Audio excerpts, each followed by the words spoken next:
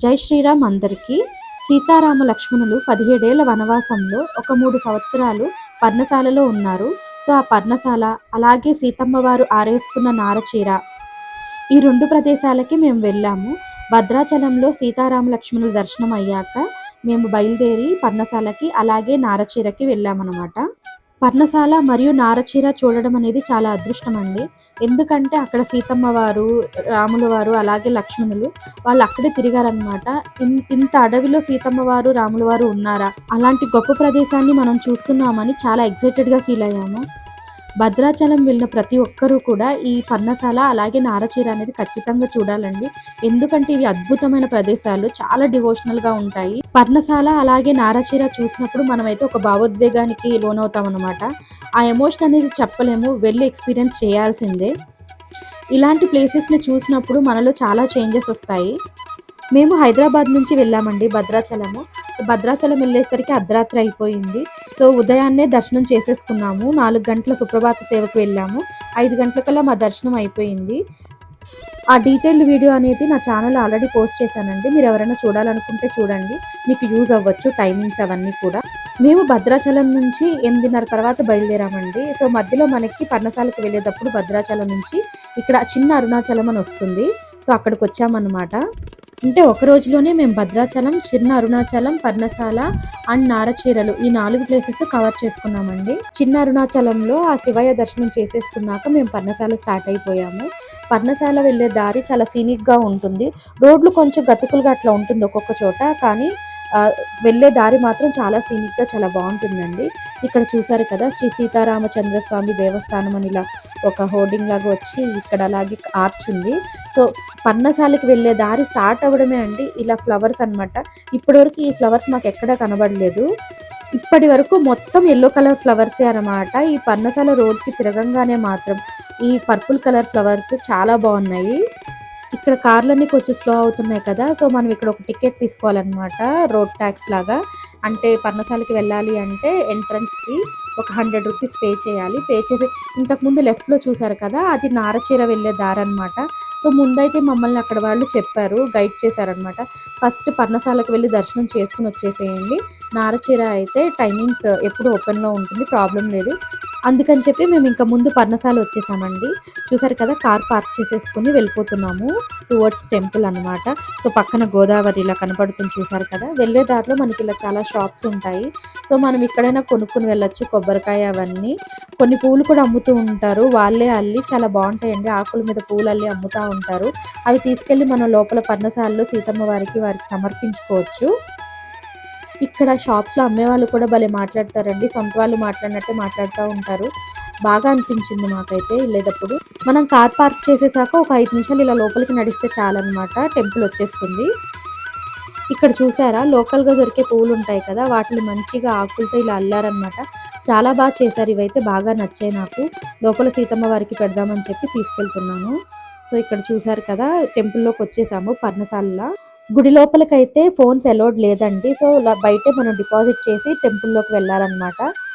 So లోపల మేమైతే వీడియోలు తీలేపోయామండి. పర్ణశాలలో సీతారామ లక్ష్మణులు కుటీరాలు ఏర్పరచుకుని ఉన్నారండి. ఇక్కడ పర్ణశాల అంటే ఆకులతో కొమ్మలతో కుటీరాలు ఏర్పరచుకుని ఉన్నారు కాబట్టి పర్ణశాల అండి. ఈ ప్రదేశంలో సీతారామ లక్ష్మణులు ఎలా నివసించారు, అలాగే ఇక్కడి నుంచి రావణుడు సీతమ్మ వారిని ఎలా అపహరించాడు, ఆ ఆనవాళ్ళన్నీ ఉంటాయి ఇక్కడ. శ్రీరాములు వారు బంగారు లేడిని వేటాడిన ప్రదేశం కూడా ఇదేనండి. పర్ణశాలకి వెళ్ళంగానే ఫస్ట్ టెంపుల్ లోపలికి వెళ్ళి సీతారామ లక్ష్మణుల దర్శనం అనేది అయిపోతుందండి. ఆ తర్వాత మనం రైట్ సైడ్కి వెళ్తే సీతారామ లక్ష్మణులు కుటీరాలు ఏర్పరచుకుని ఉన్న ఆనవాళ్ళు అనేవి అక్కడ ఉంటాయి అన్నమాట. అంటే ఇంకొంచెం పైకి వెళ్తే అక్కడ ఉన్నప్పుడు సీతమ్మ వారు పూజ చేసుకునేవాళ్ళు కదండి. సో శివాలయం ఉంటుందన్నమాట. శివాలయంకి వెళ్ళేటప్పుడు మనకి ముందు ఒక చెట్టు కింద ఆంజనేయ స్వామి కూడా ఉంటారు. అసలు ఆ ప్లేస్ కూడా ఒక అద్భుతమనే చెప్పాలి. అక్కడ మనం దీపం కూడా పెట్టొచ్చు అనమాట. చాలా బాగుంటుందండి ప్లేస్. అలా అక్కడ ఆంజనేయ స్వామికి దర్శనం చేసుకుని తర్వాత శివయ్యకు కూడా దర్శనం చేసుకుని మనం బయటకు వచ్చేయచ్చు. ఇంకా బయట ప్రసాదాలు అవి అమ్ముతూ ఉంటారు, కావాలంటే అవి మనం కొనుక్కోవచ్చు. అలా గుడిలో మనం దర్శనం చేసుకుని బయటకు వస్తే ఇటు సైడ్ గోదావరి కనపడతా ఉంటుందన్నమాట టెంపుల్కి బయటే. సో మేము వచ్చి ఒకసారి ఇక్కడ నుంచి ఇలా ఫోటోలు దిగి చూసుకున్నాము గోదావరిని. ఇది చూసారు కదా, టెంపుల్ బయట మనకి ఇలా అమ్ముతూ ఉంటారు అన్ని. అలాగే అక్కడ బయట ఆడవాళ్ళు కూర్చున్నారు చూసారు కదా. ఇక్కడ పర్ణశాలలో అయితే మేము ఇప్పి పూలు కొనుక్కున్నామండి. అలాగే ఈ షాప్‌లో వచ్చేసరికి చాలా బొమ్మలున్నాయి. చాలా బాగున్నాయి కూడా. కానీ ప్రస్తుతానికైతే మేము ఇక్కడ ఏమీ కొనుక్కోలేదు. జస్ట్ ఒక చిన్న బొమ్మ కొనుక్కున్నామనమాట. అది ఇంతకుముందు మా దగ్గర ఉండేది. మైసూర్‌లో కొనుక్కున్నాము. అది పగిలిపోయిందనమాట. నేను చాలా బాధపడ్డాను. సో, దాన్ని తీసుకొచ్చారనమాట మా హస్బెండ్ కొని. అదే చూపిస్తున్నారు. ఈ బొమ్మలో మనం నీళ్లు పోసి ఊదామనుకోండి పిట్టల సౌండ్ వస్తుందనమాట. బాగుంటుంది. సో, అలా మనం గుడి నుంచి ఇలా బయటకొచ్చేస్తుంటే మళ్ళీ ఇక్కడ గోదావరి దగ్గర బోట్ రైడ్ ఉంటుందండి. పర్సన్‌కి వచ్చేసరికి 50 రూపీస్. చాలా మంది వెళ్తున్నారు. చూసారు కదా గోదావరి. వాటర్ అయితే కొంచెం తక్కువగానే ఉన్నాయి. అండ్ చాలా మండు టెండనమాట. మేమైతే వెళ్ళే ధైర్యం చేయలేదు. సమ్మర్ కదండీ! ఈ ఎండలకి బాగా అలసిపోయామన్నమాట. సో, వచ్చి బయట చల్లగా ఇలా సుగంధ సోడా తాగుతున్నాము. గోదావరి పక్కన కూర్చుని సుగంధ సోడా తాగుతుంటే మాత్రం చాలా బ్యూటిఫుల్ ఎక్స్‌పీరియన్స్ అండి. అది మండు టెండలో కదా తాగుతుంటే అమృతం తాగినట్లే అనిపించింది. సో, కాసేపు ఇక్కడే కూర్చున్నాము. ఒక పావుగంట వరకు ఇక్కడ కూర్చుని టైమ్‌ని స్పెండ్ చేశామన్నమాట. 2 డేస్ నుంచి జర్నీస్‌లో ఉన్నాం కదా! బాగా డీహైడ్రేట్ కూడా అయిపోతున్నాము. కాబట్టి ఇలా ఏదో ఒక డ్రింక్స్ తాగుతూ ఉండాలన్నమాట. Healthy drinks. సుగంధ సోడానో, లెమన్ సోడానో అలా తాగుతూ ఉంటే మంచిది. సో, అవి తాగేసి ఇంకా స్టార్ట్ అయిపోతున్నామన్నమాట పర్ణశాల నుంచి. ఇంకా నారచీరకి వెళ్ళాలి. మనం వచ్చే దారిలోనే చూసాం కదండీ నారచీర. సో, ఇప్పుడు అక్కడికెళ్తున్నామనమాట. జస్ట్ ఇక్కడ నుంచి ఒక 5 మినిట్స్ ఉంటుంది అంతే నారచీర ప్లేస్ అనేది. నేను ఇంతకుముందు ఆల్రెడీ పర్ణశాల, నారచీర అనేది చూసానండి. మా హస్బెండ్‌కి ఇది ఫస్ట్ టైము. సో, చాలా ఎక్సైటెడ్‌గా ఉన్నారు ఆయనైతే. చాలా మంది ఫ్యామిలీస్‌తో మినీ వ్యాన్‌లో లేకపోతే కార్స్‌లో ఇలా వస్తారు కదండీ! కొంతమందైతే ఇక్కడ పక్కనే ఆపి వంటలు చేసుకుంటూ ఉన్నారనమాట. ఇప్పుడు మీరు చూడొచ్చు రోడ్ సైడ్ ఇక్కడ మంచిగా వాళ్ళు ఫ్యామిలీ అంతా ఆగి రోడ్ పక్కనే వంట చేసుకుంటున్నారనమాట. చూడ్డానికి భలే అనిపించింది మాకు. ఇంకా మేమైతే ఇలా నారచీర ప్లేస్‌కి వెళ్ళిపోతున్నామనమాట. ఈ బోర్డ్ చూసారు కదా! మనమైతే నారచీరల ప్లేస్‌కి వెళ్ళిపోతున్నామనమాట. సీతమ్మ వారి నారచీరల ప్లేస్‌కి. పర్ణశాల నుంచి ఈ నారచీర అనే ప్రదేశం వచ్చేసరికి 1 కిలోమీటర్ ఉంటుంది అంతేనండి. చాలా దగ్గరే అనమాట. సీతారాముల వారైతే ఇలా నడుచుకుని ఈ ప్రదేశంకి వచ్చేవారట. ఆల్రెడీ ఇంతకుముందు వీడియోలో చూసారు కదండీ! మనం పర్ణశాలకు వెళ్ళేటప్పుడు ఫస్ట్ లెఫ్ట్‌లో ఈ నారచీర ప్రదేశమే వస్తుందనమాట. సో, మేమైతే సీతమ్మ వారి నారచీర ప్రదేశంకి వచ్చేసామండి. ఇంకా లోపలికి వెళ్ళాలి. చూసారు కదా! అటువైపే వెళ్ళాలన్నమాట. ఈ షాప్స్ మధ్యలో నుంచి ఉంటుందన్నమాట. సీతమ్మ వారు ప్రతి నెల అంటూ ఉన్నప్పుడు ఈ ప్రదేశానికి వచ్చేవారటండి. అంటే పవిత్రమైన గోదావరిలో అక్కడ స్నానం చేయడం మంచిది కాదు అని ఆ 5 రోజులు వచ్చి ప్రతి నెల ఇక్కడ ఉండేవారట. సీతమ్మ రాముల వారు ఇక్కడికొచ్చినప్పుడైతే ఇక్కడ నీరు కూడా ఉండేది కాదంటండి. ఇప్పుడు వాగులాగా మనకు కనబడుతుంది కదా! సీతమ్మ వారు లక్ష్మణునికి చెప్పగా ఆయన అక్కడ దగ్గరలో ఉన్న కొండ మీదకి బాణం విసిరారు. అది 2గా చీలి ఆ మధ్యలో నుంచి నీరు ఏరై పారిందంట. ఇది చూసారు కదండీ! ఈ ప్లేస్ వచ్చేసరికి సీతమ్మ వారు చీర ఆరేసుకున్న ప్లేస్. ఒక 20 అడుగులు ఉంటుందండి. అప్పట్లో సీతమ్మ వారు కట్టుకున్న చీర ఒక 20 అడుగుల వరకు ఉంటుంది కదా! ఈ నీళ్లు చూసారా ఎంత స్వచ్ఛంగా ఉన్నాయో. ఇక్కడేనండి మన సీతమ్మ తల్లి స్నానం చేసి ఉండేవారు. కాబట్టి ఆ నీరుని మన నెత్తి మీద చల్లుకున్నా కూడా మనకి చాలా పుణ్యమండి. ఈ కొండ మీద చూడండి అమ్మవారి చీర ఆరేసిన చారలు చాలా క్లియర్‌గా కనబడతాయి మనకి. చూసారు కదా! ఒక 5 కలర్స్ షేడ్స్ కనపడతా ఉంటుంది. అంటే అమ్మవారి చీర అలా దాని మీద ఆరేసినప్పుడు ఆ షేడ్స్ అలా పడ్డాయన్నమాట. కనబడతా ఉంటుంది మనకి. ఇక్కడ వీడియో తీస్తుంటే అలౌడ్ లేదన్నారండి. కాబట్టి తీసినంత వరకే ఉంచాము. ఇంకా మొత్తం తీయలేకపోయాము. మనం ఈ ప్రదేశంకి వస్తే సీతమ్మ వారు ఆరేసుకున్న చీర సారలు, అలాగే శ్రీరాములు వారి ఉత్తీర్ణం ఉంటుంది కదా! మెడలో కండువలా వేసుకుంటారు. అది ఒక బ్లాక్ చారలాగా ఉంటుందన్నమాట. అది చూడొచ్చు. అలాగే 5 రోజులు సీతారాములు వారు ఆడుకున్న వామన గుంటలు చూడొచ్చు. ఈ ప్లేస్‌లో ఒక గైడ్ ఉంటారండి. ఆయన మనకి కథ అంతా చెప్పి వివరంగా అన్నీ ఎక్స్‌ప్లెయిన్ చేస్తారనమాట. ఇవన్నీ చూసి మనం ఇలా బయటకు వస్తుంటే ఇక్కడ కనపడుతుంది కదండీ పసుపు, కుంకుమ వేసి. అది రాముల వారి సింహాసనం అనమాట. రాతి సింహాసనం. మనం ఇక్కడ కనపడుతున్నారు అక్కడ అబ్బాయిలు నుంచిన చోట అమ్మవారి విగ్రహం ఉంది కదండీ! అమ్మవారు ఆ చిన్న గుట్ట మీద అక్కడ కూర్చునేవారట. శ్రీరాములు వారు వచ్చేసరికి ఈ సింహాసనం మీద కూర్చునేవారు. అండ్ ఇవి చూసారు కదండీ పసుపు, కుంకుమ రాళ్ళు. అప్పట్లో అడవిలో ఏమీ దొరికేవి కాదు కదండీ! సో, సీతమ్మ వారు 5వ రోజు స్నానం అయిపోయి తిరిగి పర్ణశాలకు వెళ్ళాలనుకున్నప్పుడు పసుపు, కుంకుమతో వెళ్ళాలి కదా! అలా లక్ష్మణ స్వామికి చెప్పగా ఆయన తీసుకొచ్చిన పసుపు, కుంకుమ రాళ్ళండి ఇవి. సో, అక్కడ ఉంటాయన్నమాట. ఇవి మనకు అమ్ముతూ ఉంటారు. అలా నారచీర అవన్నీ చూసుకొని మనం బయటకొచ్చేస్తాం కదండీ! ఇలా లెఫ్ట్‌కి వెళ్తే లోపలికి ఒక ప్లేస్ ఉంటుందన్నమాట. ఒక చెట్టులాగా ఉండి ఉంటుంది. ఈ షాప్స్ మధ్యలో నుంచే వెళ్ళాలన్నమాట మనము. సీతారాములు చాలా కష్టాలు పడ్డారు కదండీ! అలాంటి కష్టాలు మనలో ఎవరికీ రాకూడదు అని చెప్పి, ఈ చెట్టు కింద ఇలా మనల్ని కోరుకోమని వెనక్కి రాళ్ళు విసిరేస్తారనమాట. సో, అది మేము కూడా చేశాము. అండ్ ఇవి చూసారు కదా! ఇప్ప పూలు. అడవిలో అప్పట్లో ఏమీ అంతగా దొరికేవి కాదు కదండీ తినడానికి. కొన్ని పళ్ళు దొరికేవి. అలాగే ఇప్ప పువ్వులు సీతమ్మ వారికి చాలా ఇష్టమంట. ఇవి కూడా ప్రసాదంగా భావించి అక్కడ అమ్ముతూ ఉంటారు. అవి మేము కొనుక్కొచ్చుకున్నాము. ఇక్కడ సుబ్రహ్మణ్యేశ్వర స్వామి విగ్రహం ఉంది చూసారు కదా! 21 అడుగులండి. చాలా అద్భుతంగా ఉంటుంది విగ్రహం అయితే. టెంపుల్ బయట అలా ఉంటుంది. ఈ టెంపుల్‌లో భారతదేశంలో ఉన్న ద్వాదశ జ్యోతిర్లింగాలన్నిటిని ప్రతిష్ఠించారు. అందుకనే ఈ క్షేత్రానికి ద్వాదశ జ్యోతిర్లింగం అని కూడా పేరుంది. అలాగే చిన్న అరుణాచలం అని కూడా పిలుస్తారు. చూసారు కదా! అరుణగిరి అని కూడా రాసుంది. సో, మనం ఇలా లోపలికి వెళ్ళొచ్చండి. ఈ టెంపుల్ ఇంకొక ప్రత్యేకత ఏంటంటే లోపల శివలింగాలకి మనమే ప్రత్యేకంగా అభిషేకం చేయొచ్చండి వాటర్‌తో. ఇక్కడ లింగాలను చూడడం, అలాగే మనమే ప్రత్యేకంగా అభిషేకం చేయడం అనేది మాత్రం చాలా అద్భుతమైన ఎక్స్‌పీరియన్స్ అండి. ఈ ఆలయం యొక్క ఇంకొక విశిష్టత ఏంటి అంటే ప్రధాన ఆలయంలో ఉండే శివలింగం మీద 1000 శివలింగాలు చెక్కబడి ఉన్నాయన్నమాట. అందుకే దీన్ని సహస్ర శివలింగం అని కూడా అంటారు. తమిళనాడులో అరుణాచలం టెంపుల్ ఉంది కదండీ! సో, ఆ టెంపుల్ మనం గిరి ప్రదక్షిణ చేసేటప్పుడు అష్టలింగాల్ని మనం దర్శనం చేసుకుంటాం కదా! సో, అవి కూడా ఇక్కడ ఉంటాయన్నమాట. మీరు అక్కడ చూస్తే రమణ మహర్షి విగ్రహం కూడా ఉంది చూడండి. సో, ఇక్కడ నుంచి స్టార్ట్ అవుతాయన్నమాట అష్టలింగాలు అనేవి. మీలో ఎవరైనా అరుణాచలం ఆల్రెడీ వెళ్ళుంటే ఈ టెంపుల్‌ని చూస్తే మీకు అర్థమవుతుంది. అన్నీ ఉంటాయన్నమాట ఇక్కడ లింగాలు అన్నీ. అరుణాచలంలో లాగా ఇక్కడ మోక్ష మార్గం కూడా ఉంటుంది. అందుకని ఈ ఆలయంకి చిన్న అరుణాచలం అనే పేరు కూడా ఉంది. ఇక్కడ శివలింగాల దగ్గర ఒక మంత్రం ఉంటుందండి. అది చదువుకుంటే చాలా మంచిది. సో, కాసేపు టైమ్ స్పెండ్ చేసి అక్కడ మంత్రం చదువుకోండి. అలాగే ఇక్కడ పసుపు, కుంకుమలు వేయొద్దని కూడా ఉంటుంది శివలింగాల మీద. సో, ఎవరు వెయ్యకండి. మేము వెళ్ళేసరికి కొంచెం మధ్యాహ్నం అలా అవుతుంది కాబట్టి దర్శనం అయితే కొంచెం ఫాస్ట్‌గానే అయిపోయిందండి.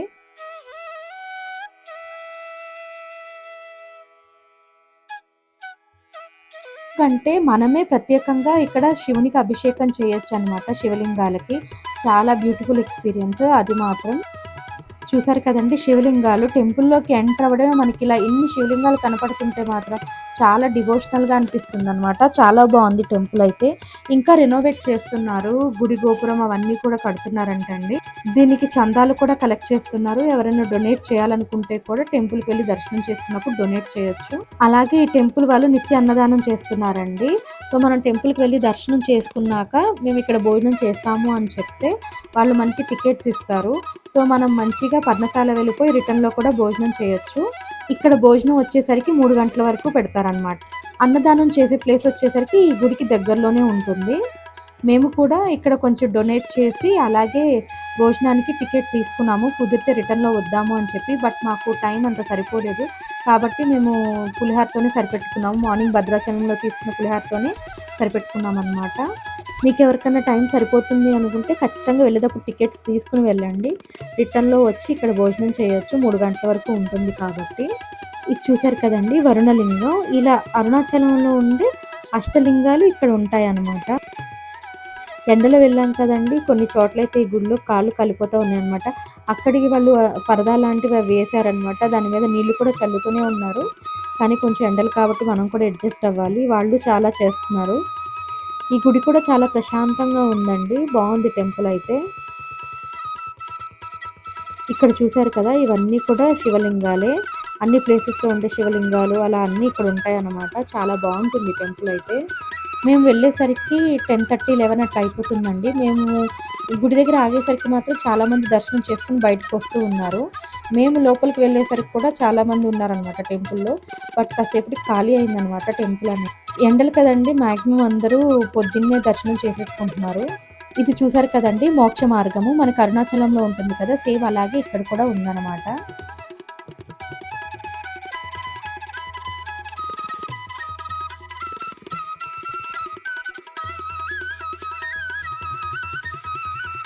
ఈ ఆలయంలో ఎక్కడ చూసినా శివలింగాలేనండి. మనసుకి చాలా ప్రశాంతంగా అనిపిస్తుంది.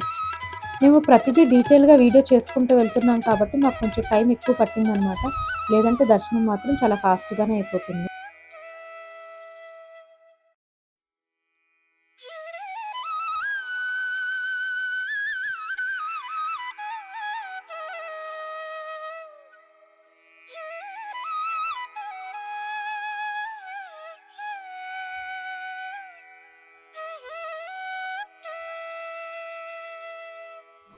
అలా శివలింగాలన్నీ దర్శనం చేసుకున్నాక ఇటువైపు ఒక ఉత్తర ద్వార దర్శనం అని ఒకటి వస్తుందన్నమాట. సో అటునుంచి మనం లోపలికి వెళ్ళాలి. ఇక్కడ ఒక ఆమె కూర్చుని ఉంటారు చూడండి, ఆవిడ టికెట్స్ ఇస్తా ఉంటారనమాట. సో మనం అర్చనకి టికెట్ తీసుకుని లోపలికి వెళ్ళిపోవచ్చు.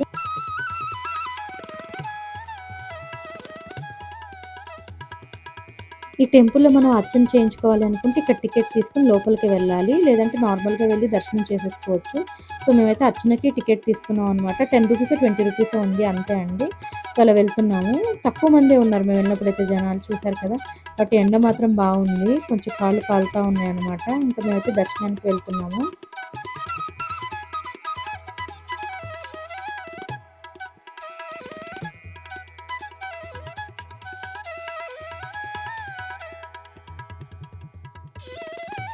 ఇక్కడ ఉంది చూసారు కదా! అభిషేకం టికెట్ వచ్చేసరికి రూ. 10, గోత్రనామాలది వచ్చేసరికి రూ. 10 అని చెప్పి. సో మేమైతే 2 తీసుకున్నాం అనమాట. మా హస్బెండ్ అభిషేకం చేస్తారు అని చెప్పేసి. సో ఇలా లోపలికి వెళ్తున్నాము.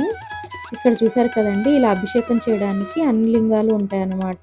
అలాగే ఇక్కడ వాటర్ కూడా పెట్టేసి ఉంటాయి. మనమే వెళ్ళి ఇలా అభిషేకం చేయొచ్చు. సో మా హస్బెండ్ చేస్తున్నారనమాట ప్రతి శివలింగానికి అభిషేకము. ఇక్కడ చూసారు కదా! మల్లికార్జున స్వామి అన్నమాట శివలింగం వచ్చేసరికి. అలా ప్రతిదీ ఉంటుందండి. ఇక్కడొచ్చేసరికి ఓంకారేశ్వరుడనమాట.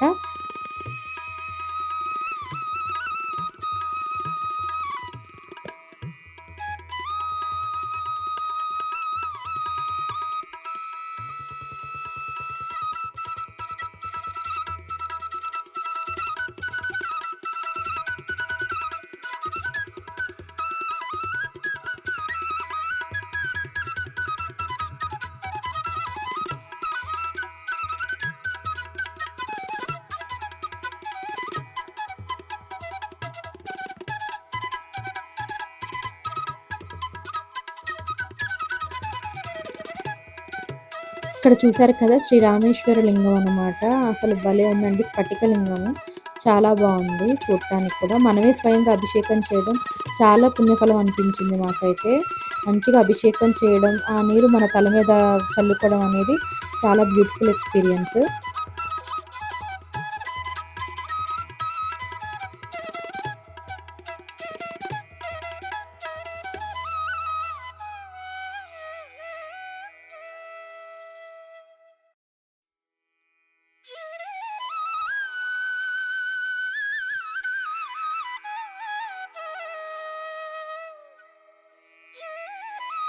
అలా అభిషేకం కంప్లీట్ చేసుకొని మేము ప్రధాన ఆలయంకొచ్చేసామండి. అర్చనకి కూడా మేము టికెట్ తీసుకున్నాం కదా! సో పూజ చేయించుకున్నాము. చేయించుకున్నాక ఇక్కడ శివయ్యని దర్శనం చేసుకుంటున్నాము. చాలా బావుందండి. ఈ గుడైతే మాత్రం చాలా బ్యూటిఫుల్ ఎక్స్‌పీరియన్స్ అనే చెప్పాలి. ఇక్కడ చూసారు కదా! జగన్నాథ స్వామి, అలాగే ఇక్కడ అద్దాల మండపం కూడా ఉంది. సో మేము అది కూడా చూసామన్నమాట. అద్దాల మండపము ఒక చిన్నగా. టెంపుల్ రెనోవేషన్ జరుగుతుంది కదండీ! మనం ఏమన్నా తోచినంత డొనేట్ చేయొచ్చనమాట. సో మేము కూడా డొనేట్ చేసి అన్నదానంకి 2 టికెట్లు తీసుకొని వచ్చామనమాట. మాకైతే వెళ్ళేటప్పుడు తినడం కుదరలేదండి. టైం సరిపోదని చెప్పి మేము వెళ్ళిపోయాము.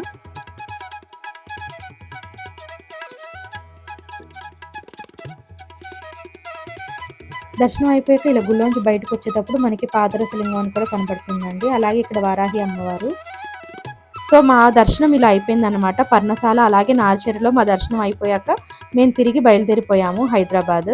పర్ణశాల అండ్ నారచీర ప్రదేశాలు చూసాకైతే నాకు ఇప్పటికీ వీడియో చెప్తుంటే ఆ జ్ఞాపకాలే గుర్తొస్తున్నాయన్నమాట. పర్ణశాలలో ఒక పెద్ద చెట్టు, దాని కింద ఆంజనేయ స్వామి గుడి, అలాగే శివాలయం, సీతారాముల కుటీరపు ఆనవాళ్ళు, అలాగే రావణుడు సీతమ్మ వారిని అపహరించిన ఆనవాళ్ళు, అవన్నీ ఇంకా తిరుగుతూనే ఉన్నాయన్నమాట. ఇది చాలా మంచి ప్లేస్ అండి. పిల్లల్ని కూడా తీసుకుని వెళ్ళాల్సిన ప్లేస్ అన్నమాట. ఖచ్చితంగా ఇది అందరూ చూడాల్సిన ప్లేసెస్ ఈ 2. మీరందరూ కూడా తప్పకుండా భద్రాచలం వెళ్ళండి. అలాగే పర్ణశాల అండ్ నారచీరలు చూసి రండి. చాలా పుణ్యం వస్తుంది మనకైతే. ఇంకా మేమైతే హైదరాబాద్ రిటర్న్ జర్నీలో ఉన్నాం కదండీ! సో మధ్యలో ఇలా ముంజులు కనపడ్డాయన్నమాట. ఇవి సమ్మర్‌లో చాలా మంచిది కదా! మనకు సమ్మర్‌లోనే దొరుకుతాయి ఇవి. మేము కూడా ఎండలో తిరిగి తిరిగి బాగా అలసిపోయామన్నమాట. సో తిందామని చెప్పి ఇక్కడ ఆగాము. ఇవి వాళ్ళు లోపలిది మొత్తం తోడేసి మనకిస్తారు కదా! అలా తినడం కంటే కాయలోంచి తింటుంటే చాలా బావుంటుంది. చిన్నప్పుడైతే ఊర్లో అలాగే దొరికాయి కదండి, అలాగే తినడం అలవాటు అనమాట. ఇప్పుడు మనకి సిటీస్లో వచ్చేసరికి ఇలా తీసేసి అమ్ముతా ఉన్నారు. సో వాళ్ళు ఎవరో చూసారు కదా, చెట్టు కింద హాయిగా సేద తీరుతున్నారనమాట. సో మేమైతే ఇవి కొనడానికి నేనైతే వెయిట్ చేస్తున్నాను, మా హస్బెండ్ తీసుకుంటారని చెప్పి ఇంకా దగ్గరికి వెళ్ళామన్నమాట. వీళ్ళు భలే ఫాస్ట్గానే తీసేస్తున్నారు లోపలవన్నీ.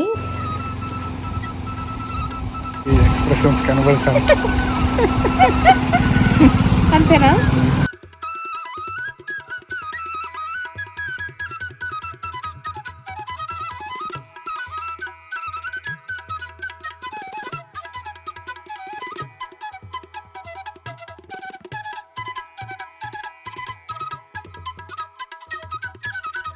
అలా ముంజులు కూడా తినేసి మేము ఇంకా స్టార్ట్ అయిపోయాం అనమాట. ఇదేదో బ్రిడ్జ్ చూసారు కదా, ఇక్కడ వాటర్ అయితే అంతగా లేవు.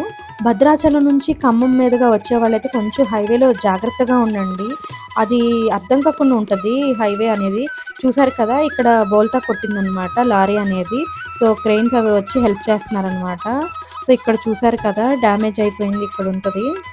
ఇది చూసారు కదా, ఆ వెనకది ఇప్పుడు తీస్తున్నారు. ఇదంతా ఇలా అప్పచ్చలా అయిపోయింది అనమాట, ఫ్రంట్ పార్ట్ అంతా కూడా ఆ ట్రక్ది. సో డ్రైవర్కి అయితే ఏమీ కాలేదంటండి, కనుక్కున్నారు మా హస్బెండ్ ఆల్రెడీ వెళ్ళి. డ్రైవింగ్ చేసేటప్పుడు మాత్రం చాలా జాగ్రత్తగా ఉండండి హైవేలో, మరి ఓవర్ స్పీడ్ అయితే వద్దు. ఇవి చూసారు కదండి, శ్రీరాముల వారి ప్రసాదం లడ్డు అలాగే పులిహార.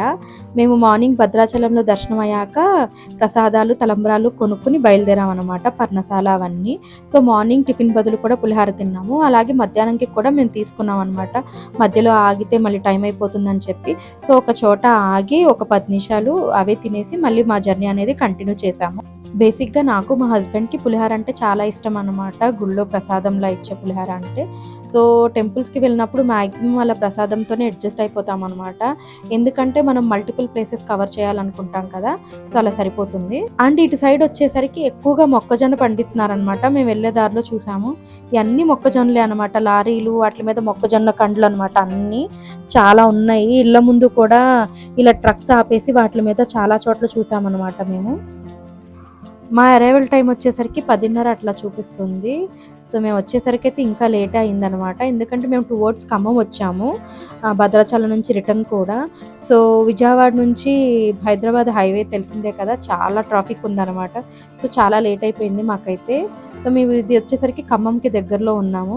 ఇది దాటాక విజయవాడ హైవే ఎంటర్ అయ్యాక మాత్రం అసలు ఇంకా చుక్కలే చూసామని చెప్పాలి. యాక్చువల్గా గూగుల్ మ్యాప్స్ వచ్చేసరికి మేడారం వరంగల్ మీదుగా చూపించింది మాకు రిటర్న్ అనేది, ఎందుకంటే పర్ణశాల నుంచి అటు దారి దగ్గర అనుకుంటా, తక్కువ టైమే చూపించింది.